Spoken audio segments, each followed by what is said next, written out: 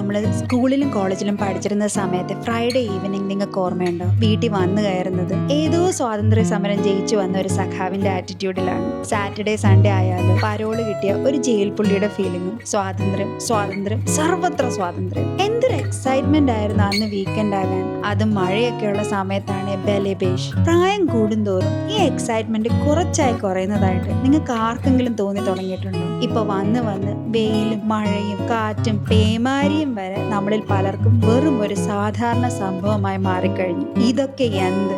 ഇതല്ല, ഇതിനപ്പുറം ചാടി കടന്നവനാണ് ഈ കെ ജോസഫ് എന്ന് പറയുന്ന ഒരു അവസ്ഥ ഇന്നിവിടെ കണ്ടില്ല. മഴയുള്ളൊരു സാറ്റർഡേ ആണ്. ബട്ട് പണ്ടത്തെ കൂട്ട് പടി പിടിച്ച് പുതപ്പിനടിയിൽ അട്ടയെക്കൂട്ട് ചുരുണ്ടുകൂടി കിടക്കാനോ, അമ്മയോട് ഇഷ്ടപ്പെട്ട പലഹാരം ഉണ്ടാക്കി തരാൻ ഓർഡർ ഇടാനോ, അപ്പയോട് സാബു ബേക്കറിയിലെ ബട്ടർ ബൺ, പപ്സ്, കട്ട്ലറ്റ് എന്നിങ്ങനെ നീണ്ട നീണ്ട ലിസ്റ്റ് കൊടുത്ത് മേടിച്ചിട്ട് വരാൻ വാശി പിടിക്കാനോ പറ്റില്ല. പണ്ടത്തെ ഒരു പരസ്യത്തിൽ പറഞ്ഞതുപോലെ കാലം മാറി കഥയും മാറി. ഇപ്പൊ ഞാനാണല്ലോ ഈ വീട്ടിലെ അധികാരി. എന്റെ അപ്പയും അമ്മയും ഇത്രയും ക്ഷമയോടെ എന്നെ എങ്ങനെ കൈകാര്യം ചെയ്തു എന്നത് ഇപ്പോഴത്തെ എന്റെ ഏറ്റവും വലിയ ഉത്തരം കിട്ടാത്ത ചോദ്യമാണ്. എന്റെ പണ്ടത്തെ ആവശ്യങ്ങളുടെ ലിസ്റ്റ് വെച്ച് നോക്കുമ്പോൾ മിലാന്റെ ആവശ്യങ്ങളൊക്കെ നിസ്സാരം, അറ്റ്ലീസ്റ്റ് ഫോർ നൗ.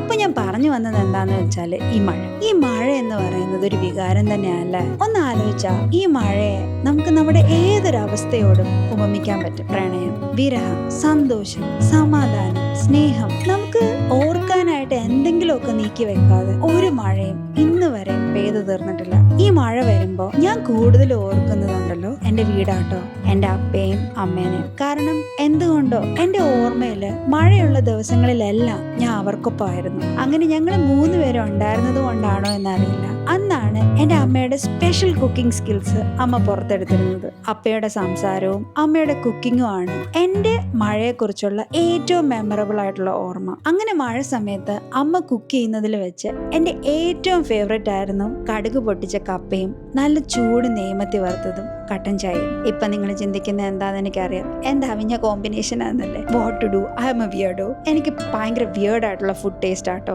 അവർ രണ്ടുപേരും ഒരുപാട് സംസാരിക്കുമായിരുന്നു. And I use to be a good listener. ചിലപ്പോഴൊക്കെ പല കഥകളും റിപ്പീറ്റ് ആൻഡ് റീവൈൻഡ് ആണ്. ഈവൻ ആ ടൈംസ് അവർ ആ കഥ പറയുമ്പോൾ യൂസ് ചെയ്യുന്ന വേർഡ്സും പോസസും പോലും എനിക്ക് കാണാപ്പാടാണേലും അത് ആദ്യം കേട്ട അതേ കൗതുകത്തിൽ തന്നെ ഞാൻ വീണ്ടും വീണ്ടും കേൾക്കും. അവർ ഈ കഥ പറയുന്നതിനൊപ്പം അവരാ പറയുന്ന സ്റ്റോറി, അവരാ പറയുന്ന കഥാപാത്രങ്ങളും എല്ലാം എന്റെ തലയിൽ ഞാനിങ്ങനെ ഇമാജിൻ ചെയ്യുമായിരുന്നു. I love visualizing that story as if I was playing a part. So അവർ പറയുന്ന കഥകളും ആ കഥാപാത്രങ്ങളും എല്ലാം എനിക്ക് ഭയങ്കര സുപരിചിതമായിരുന്നു. As if I was there with them. I was more of a listener. എനിക്ക് സംസാരിക്കുന്നതിനേക്കാളും അവരുടെ കഥ കേൾക്കാനായിരുന്നു കൂടുതൽ ഇഷ്ടം. ഇപ്പോഴും അങ്ങനെ തന്നെ കേട്ടോ. എനിക്ക് ഞാൻ സംസാരിക്കുന്നതിനേക്കാൾ കൂടുതൽ ഇഷ്ടം എന്നോട് ആരെങ്കിലും അവരുടെ സ്റ്റോറീസ് ഷെയർ ചെയ്യുന്നതാണ്. ബിക്കോസ് അവർ ആ സ്റ്റോറീസ് പറയുമ്പോൾ I enjoy because I visualize those things that they are saying in my head, and it's more fascinating for me to hear the stories and visualize it in my head than actually watching a movie.